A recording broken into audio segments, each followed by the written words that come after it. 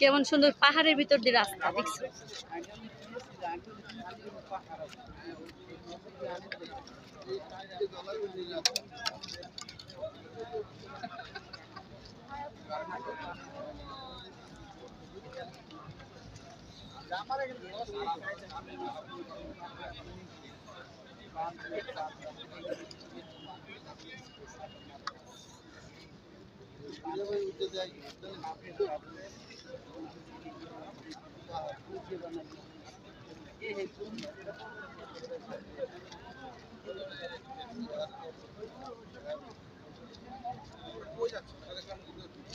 থাকো থাকো থাকো, দেখো আমি 2 মিনিট আইতেছি।